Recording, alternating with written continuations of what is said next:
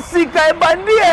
ah oui, leader na mapati ya RDC, spécialiste ya Congo profond, mfumu na mapata mfumu ya CPLA CAA aye kotombela bana Congo nyonso en général pe bapaya oyo bapona ye mingi bapassager na ye en particulier. Bonne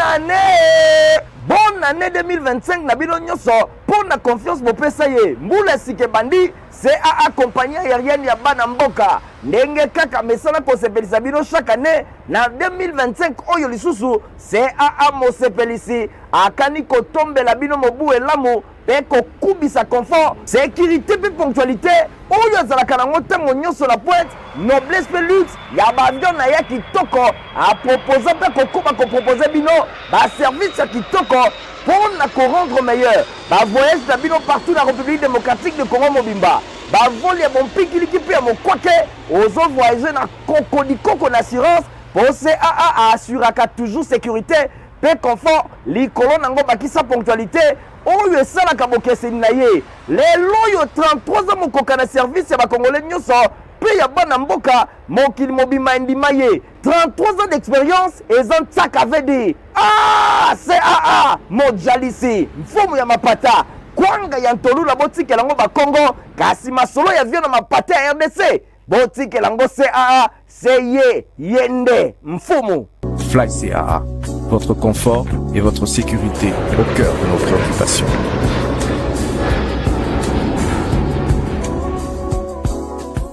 Jeudi, Helam Nabota, Mino, merci pour la télévision, la Mino, pour la téléphone, la journal. Il y a peu pour la peuple, tout pour la journal, pour nous sommes le chef de l'État Félix Antoine Tshisekedi Tshilombo, à président qui, le mercredi 8 janvier 2025, réunion à Conseil supérieur de la défense élargi de Nasuka, réunion au porte-parole du gouvernement Patrick Mouyaya, a pu se compte rendu.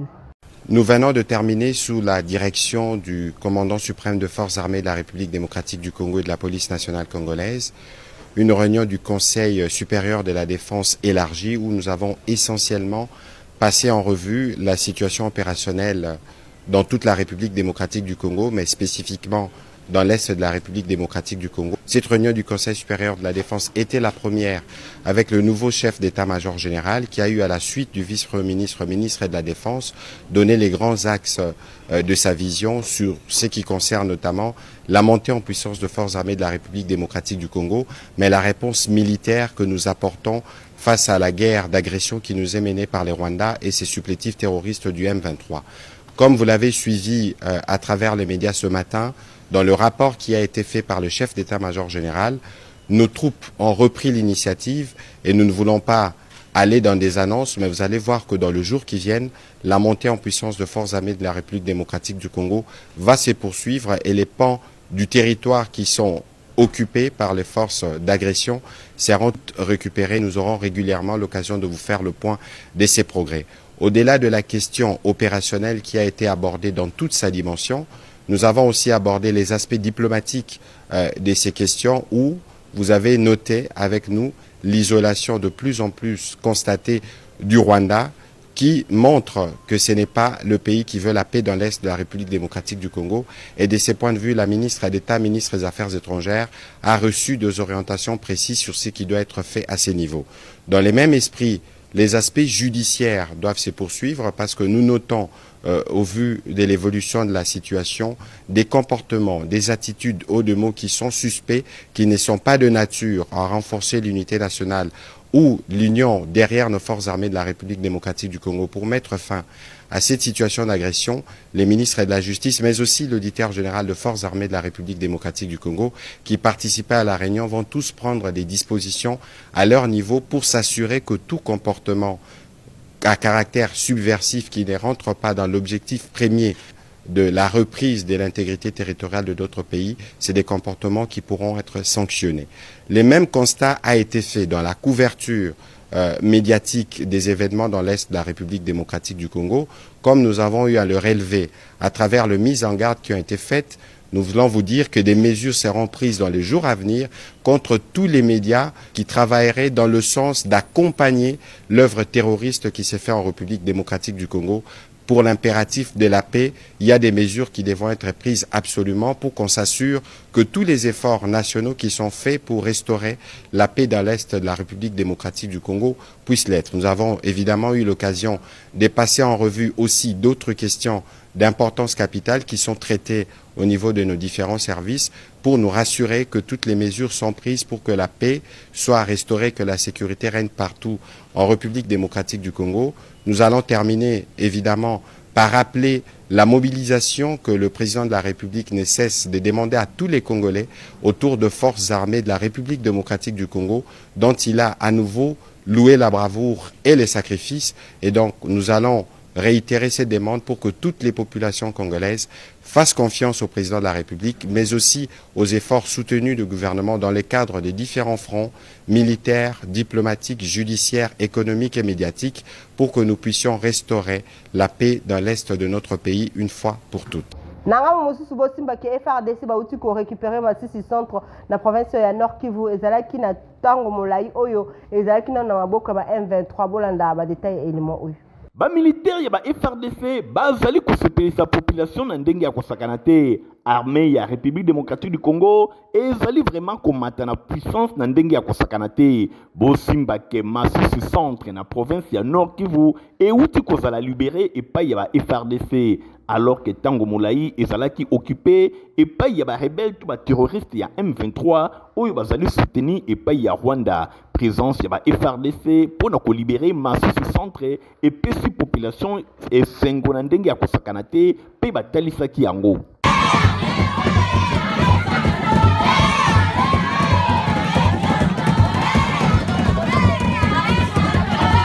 Bosimba ke wana ezali kaka ebandeli pamba te ba autorité ya République démocratique du Congo pe ba oyo bazali ko diriger armée bazali ko promettre ba exploit moko ya makasi ekozala mikolo ezali koya nyonso wana na esengo ya population bisika na bisika oyo pe ezali nanu occupé epai ya ba M23 bazali kozela kaka présence ya ba FRDC po baya ba libérer bango na maboko ya ba M23 oyo bazali soutenu epai ya Rwanda. Ba FRDC bakani kokende mosika pona kosilisa occupation ya armée rwandaise na mabele ya République démocratique du Congo. Bango bayo komona benake te tabilo nyama kala nyama sali awa 10 ans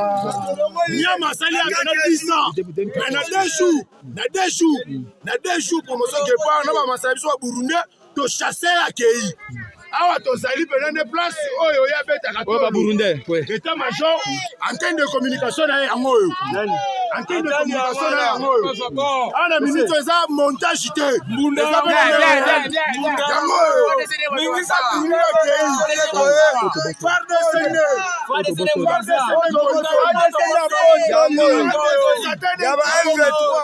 Tobeta bongo masolo ya parti politique comme à part pour le Congo, il y a autorité morale Étienne Tshisekedi organisé qui rassemblement comme on dimanche 5 janvier na esplanade ya Palais du Peuple pe ba lancer ki bongo campagne de sensibilisation pour un changement à la constitution. Sur place témoin et événement héritier épidémie Igor Hunting. Parti politique, ou babengi ma part pour le Congo, il y a autorité morale, Étienne Tshisekedi wa Tshisekedi, organisaki rassemblement moko munene ya kafu, il y a plus de 80 000 personnes, oyo bayaki ebele, bautaki bisika na bisika, batondisaki esplanade ya Palais du Peuple na ndenge ya kosakana te, ezalaki bongo dimanche 5 janvier 2025, batu bautaki bisika na bisika, ezalaki occasion pour na parti politique, ma part pour le Congo, MPC na Mokuse, baye bana organiser culte d'action de grâce pour na kotika misale ya chef de l'État Félix Antoine Tshisekedi Tshilombo na maboko ya Nzambe ezalaki bongo occasion pour na misala nyonso ya chef de l'État etika na maboko ya Nzambe pour na année 2025 pour na occasion wana ambiance ezalaki vraiment au rendez-vous ndenge kaka bino moko bozali komona na bilili bongo tangu yemoko autorité morale ya parti Étienne Tshisekedi wa Tshisekedi ayaki na esplanade ya Palais du Peuple accompagné na président national Espérant Kamanda, secrétaire général Mama Fanny Chala, puis ba cadre mususu ya MPC bango ba accompagné qui est botela ndenga ya mbamaki. bosimba pe boyeba ke na occasion wana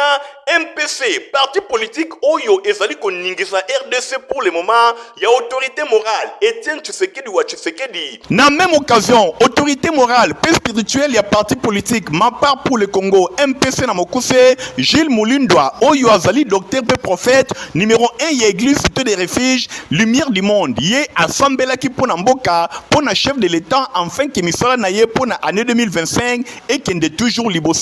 pemboka etambola na ndenge ya malamu. MPC a profité qui peut na occasion pour lancer directement campagne de sensibilisation pour un changement de constitution ya mboka na biso République démocratique du Congo oyo ezali initiative ya chef de l'état Félix Antoine Tshisekedi Tshilombo ba nyonso bazalaki wana ba sepelaki ba yembaki ba binaki balobi bango nyonso na sima ya chef de l'état Félix Antoine Tshisekedi Tshilombo bango nyonso balobi oui esengeli constitution ya mboka ezala changer ye moko Etienne Tshisekedi wa Tshisekedi oyo azali autorité morale ya MPC apesaki pe explication elongo na président national Espérant Kamanda bango nyonso balobaki pona likambo etali changement ya constitution yango à titre symbolique je vous remets l'emblème na bisoyo et permettre à chaque fois quand vous pensez à nous la prière et à la référence nayo et si on s'appelle pour la biso parti la biso ezala toujours na bato mayele bato makasi bato oyo bakozala tout le temps pour la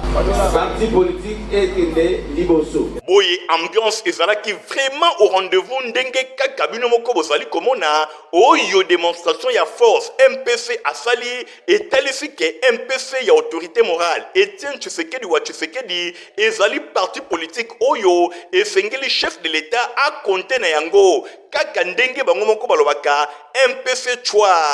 bongo na sima ya milulu président national ya parti politique MPC Espérant Kamanda expliqua que tu na ya journée oyo na micro ya Info Lingala. Ok, initiative ya pour changer constitution ezali initiative ekutaki na MPC.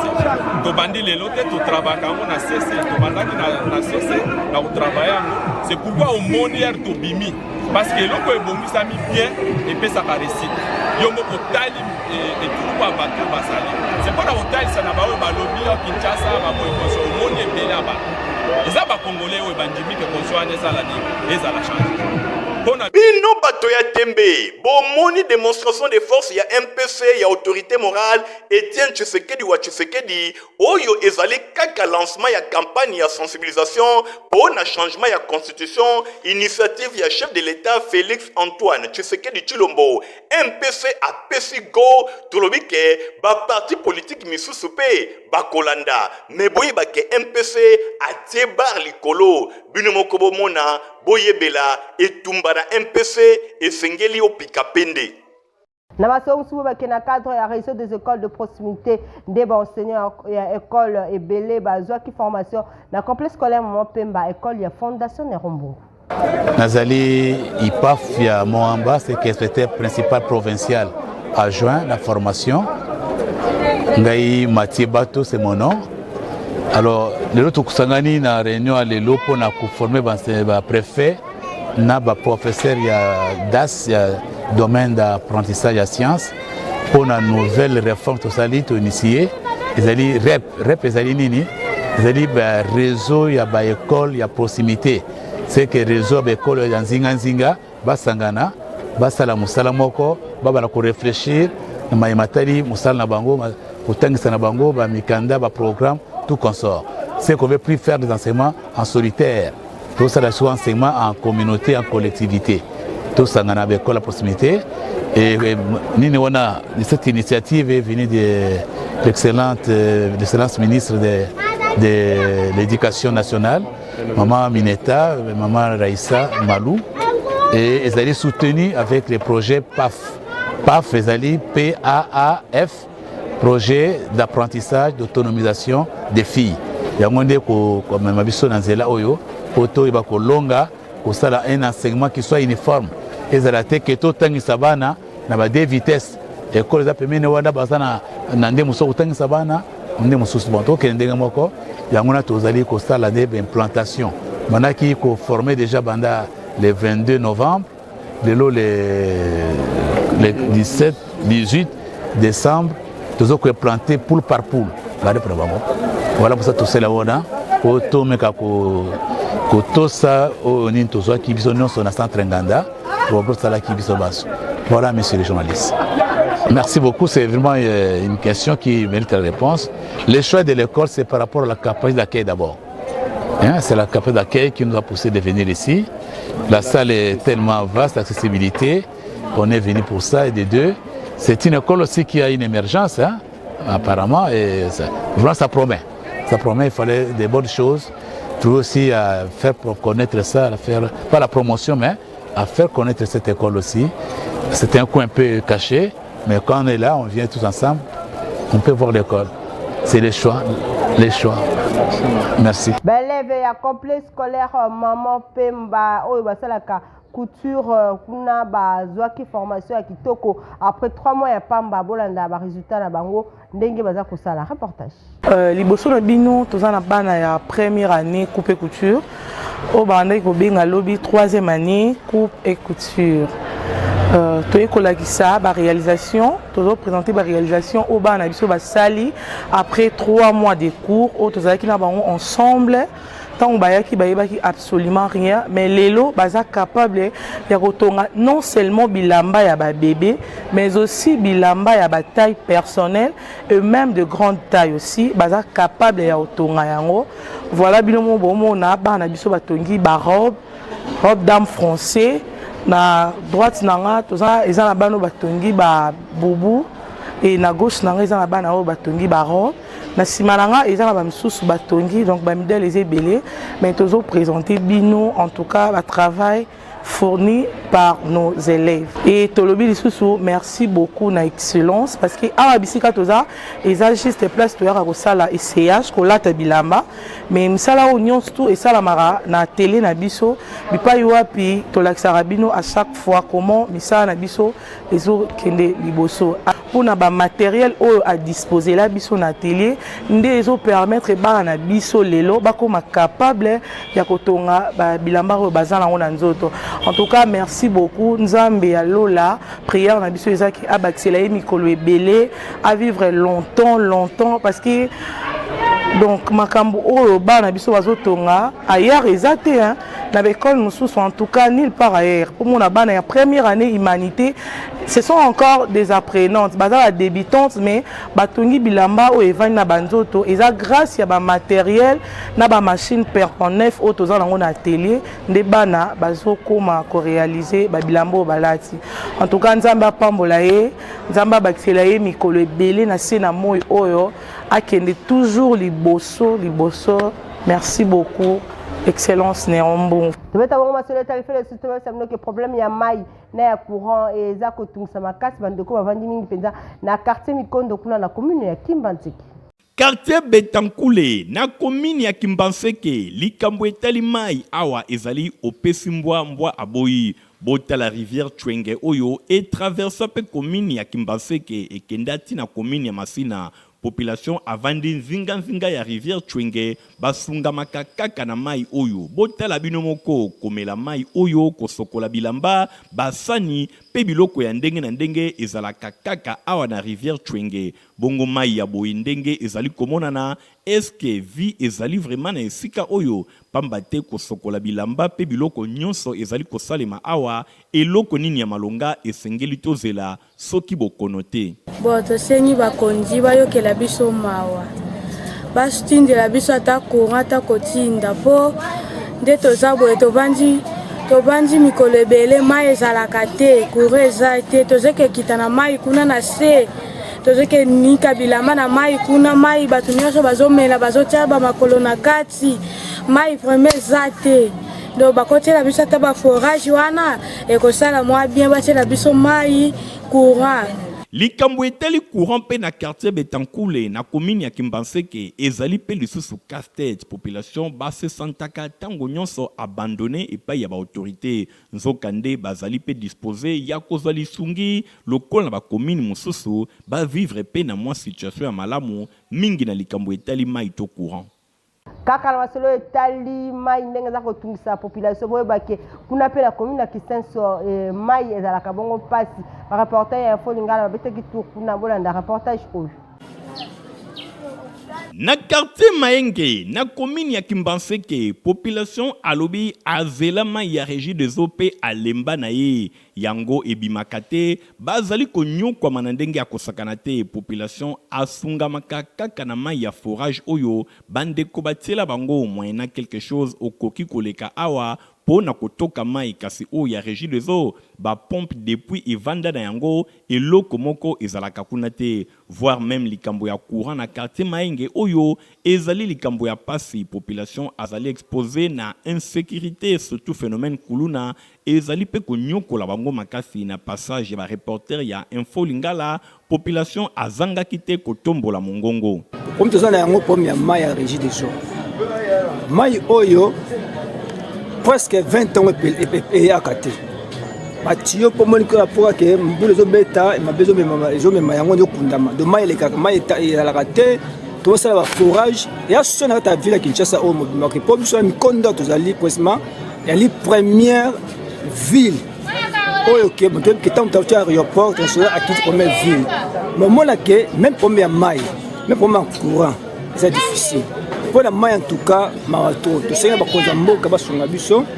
pour la tina maille. To banzi ke ba autorité ba ko penser quartier Maenge OEP pour na kotiela bango mai ya régie des eaux pe likambo etali courant ba eba na kosunga bango pour na ko épargner bango na makambo ebele ya mabe oyo ekoki pe kokomela bango. Pona kokende na cité wa bengi bois kuna na commune ya Ngalima moyen ya transport ya kozwa kuna ezaka ka Land Rover nyoso esungaka bongo bana o bavandaka na kote kuna po nzela ya kokende kuna ezate eza na etamuko ya mabe makasi. Héritier Mapindemi reportage. Awa tozabongo na binza ipen bino mokobotala penepene ya la borne are oyo bozali komona mituka nini ezali kaka ba Land Rover ba ancien modèle oyo ezalaka na République démocratique du Congo depuis époque ya kala bokanisi ba Land Rover oyo ebunga bisika mosusu kasi awa na binza ipen mingi penza penepene ya la borne are oyo bomoni ba Land Rover oyo etonda meke na esika oyo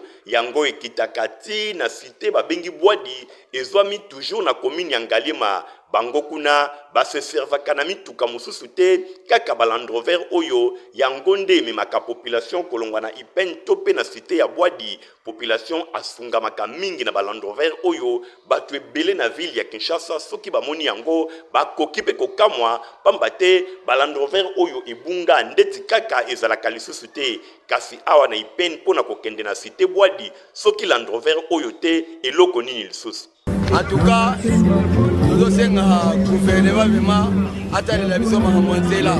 Nous avons la condition de route,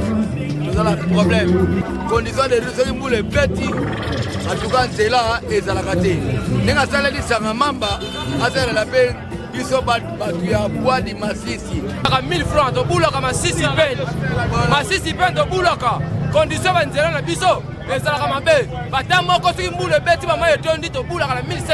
Population avandi na cité Bwadi na commune ya Ngalema bango basepelaka mingi pona likambo etali ba Land Rover oyo kasi likambo etali nzela oyo elongwe na ipen kino kokoma na cité Bwadi eta na yango ezali malamu te bongo soki okoti na Land Rover yango ndenge libumu eninganaka soki ozali mwasi ya zemi sur place mwana abimi ba autorité bazali interpellé pona kobongisa nzela oyo ya Bwadi enfin que ekoma malamu malgré ba Land Rover oyo ezali ya kala ezali koningisa mabumu kasi population ape mata na kimia.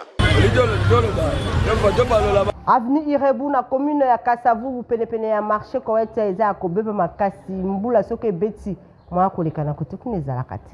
Nzela ya ipen ezali ya kobeba makasi surtout pona kokoma ti na esika babengi Galaxy bino moko botala soki mvula enoki awa ezalaka pasi pe mawa botala population ndenge azali komitungisa même bakumbi mituka kote oyo ezalaka se pasi na pasi soki mvula enoki boye likambo ya pasi pe mawa ezali même bamoto ezalaka na difficulté bato bakweyaka awa na mai soki okwei babeleli yo kabasele na soni wana bilamba nyonso ekobeba okokende mosala ndenge nini so ya population oyo afrekantaka nzela oyo bazali kosenga kaka na baautorité basala makasi mpona korehabilite nzela oyo ya ipene surtout mingi penepene ya galaxie ezali kosala bango pasi population azali kose déplacer difficilement bakumbi mituka pe bato nyonso baza na pasi makasi na esika oyo esengeli réhabilitation na yango eyeba na kosalema vraiment ekozala esengo mingi mpona population avandi na coin oyo ipen na galaxie libula ipen talaka la prince ezobuka la pamba papa ya obongusela biso bachauffeur nzela koleka pasi ma ezotonda la biso solution babongusela biso libulu oyo kosala bien mpo eza te aleka mpe esalaka mwa elo mo boye oyebika ndenge esalaka mais ndenge eza mpena boye do esala mpena bie te salite trop oyo tokomprana yango te ntango nyonso ke chaque année omonaka kaka esika kaka motu ebukana toyebaka te basala mwa ndambo batika ifale ke bakontinue ti liboso ti lelo batika ngo basundola yango wana ke tozosenga na gouvernement ke eya ke mpona batala esiko mpona kolia uzana posa ya komela potopoto moko ya kitoko mwana wazala santa kitoko potopoto ya kosombela eza potivap to mpe dia mingi bolanda reportage oyo.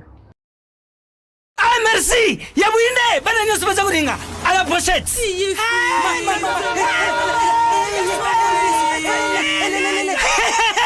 Buzala kwarme potivap et tonne la protéine et énergie. Ah papa merci pour les pour les enfants. Botela baonin. Botela bodona bino. Baba kansa bomba bonga. Bona bana na yo bakuma rukura bana oyo. Fo lesa kabango poto protivap. Et ça ba pota te. Allez, kamata. Bon appétit. Bana nyeso ba yaka protivap. Ah ba sisi kulia ya bango protivap. Ba bande ba danser na bango ya ba bébé pro. Tala. Bari yango tata kitoko ntoto makati tukana mbimbi oyo tukana mbimbi makusa protivap poto kitoko pona ba bébé pro olingola ta sapata qualité pe ya kitoko place sur beaucoup qu'on retrouver yango 7e rue Limete Petit Boulevard papa Griff azawana pona bino papa sinangai eutako apio baye nyonso balinga kolata basapatu kitoko saper d'État mwana mboka Basile Semopa alias Papa Griff Cocobar de la Sab asali esika pona ba congolais nyonso bayeba na kozwa mokoto ya kitoko sandal lipapa ba ceinture pe biloko ya ndenge na ndenge nyonso ezali kosalema epai ya mwana mboka saper d'État Papa Griff boye na présidence de la SAP epai wapi ba mokoto bozali komona ezali kosalema euti na Italie euti bisika mosusu te kaka awa mwana mboka saper d'État Papa Griff yende azali kosala yango kasi komitungisa na ye ezali boni gouvernement bazali kotala ye kaka boye alors que bakoki kotia maboko pona oyo azali kosala ekende tango nyonso liboso na koloba lisusu nini bandeko nanga bino moko bomoni bino moko bolinga yango mutu nyonso akokota na 7e rue place commerciale awawa tout au long ya ba fabricant au traditionnel ariketaka yango Papa Griff mawa ngo Papa Griff mawa vraiment mosala kitoko boye alors ça koleka mondele et puis les autres diront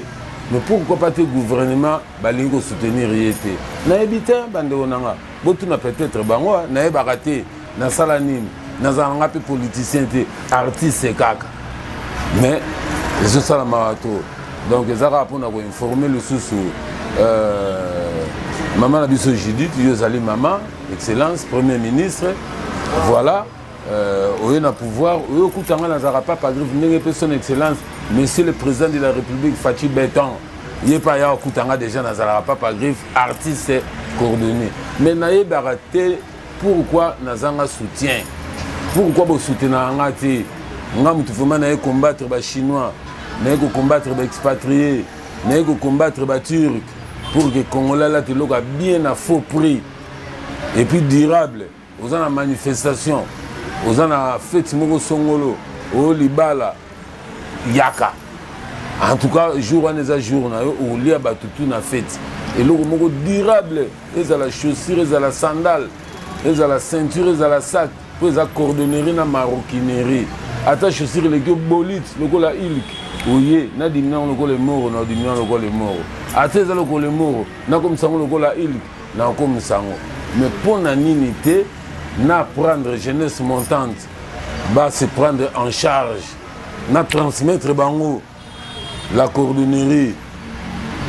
bolingi kaka nakufa nakende na domaine nanga. Adresse ezali se moko na 7e rue Limete oza na Petit Boulevard Limete résidentiel et paiwapi basapatu ya kitoko ezali kosalema bana mboka bopesa confiance et pa ya ndeko na bino saper d'état Papa Grive pona kosomba biloko oyo ye azali koteka yango nde ekotombola mboka na biso pamba te batu ya mayele pe batu ya créativité bazali.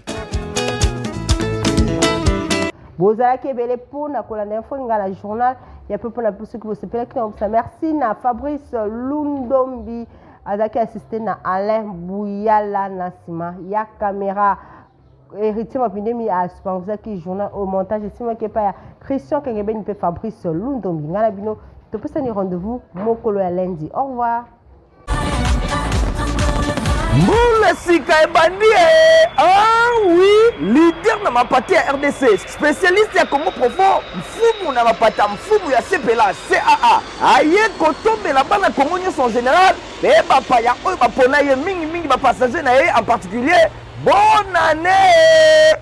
année 2025 na bino nyonso, pour la confiance bopesa ye, Moule Sika Ebandi, CAA compagnie aérienne ya bana mboka, ndenge kaka mesana kosepelisa bino chaque année na 2025 oyo lisusu CAA mosepelisi akani kotombela bino mobu elamu pe kokubisa confort sécurité pe ponctualité oyo ezalaka nango ntango nyonso na pointe noblesse pe luxe ya baavion na ya kitoko aproposa mpe kokuba kopropose bino baservice ya kitoko pour na korendre meilleur bavoyage na bino partout na République démocratique de Congo mobimba bavoli ya bompikiliki mpe ya mokwake ozo voyager na kokodikoko na assurance po CAA assuraka toujours sécurité pe confort likolo nango bakisa ponctualité oyo esalaka bokeseni na ye lelo oyo 33 ans mokoka na service ya bakongole nyonso mpe ya bana mboka mokili mobima endima ye 33 ans d'expérience eza ntiaka vd CAA mojalisi mfumu ya mapata kwanga ya ntolula botikela ngo bakongo kasi masolo ya vio na mapata ya RDC botikela ngo CAA seye yende mfumu. Fly CAA, votre confort et votre sécurité au cœur de nos préoccupations.